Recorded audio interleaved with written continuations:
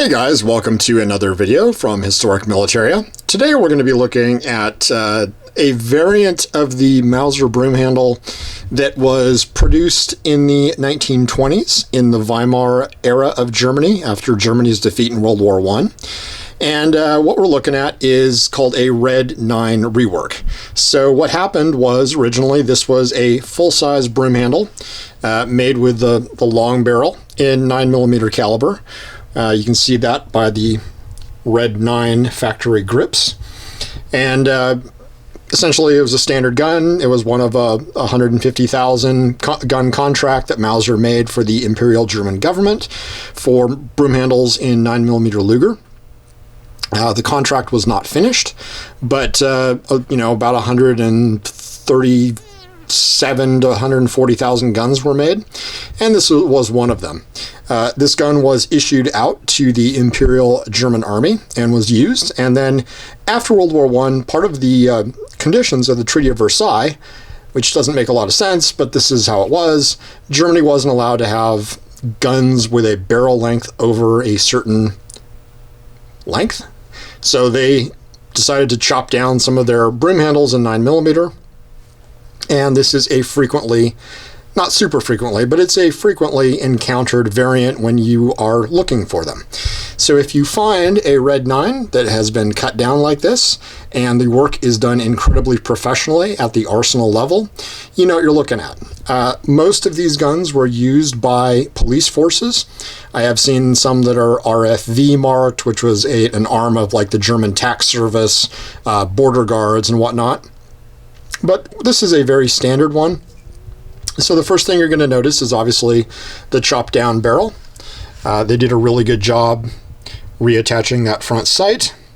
So it really is factory type work. What will give them away is a 1920 stamp to show they were in compliance with the 1920 regulations from the Treaty of Versailles. One thing I will note is not all of them will have a 1920 stamp on them.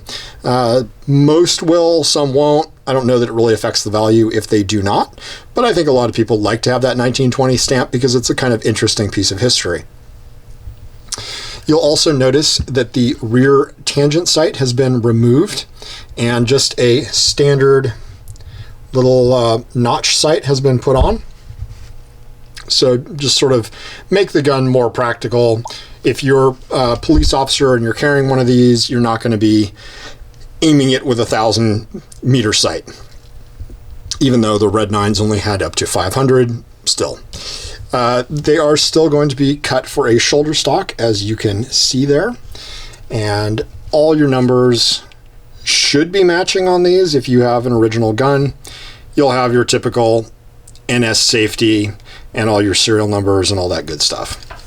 One thing I'll note about this gun, you can see how terribly stamped that serial number is, and it just sort of shows how far Mauser had fallen in terms of quality.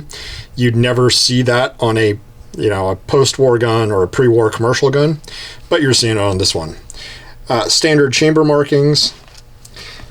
This one, like most of them, is going to have police markings on the front.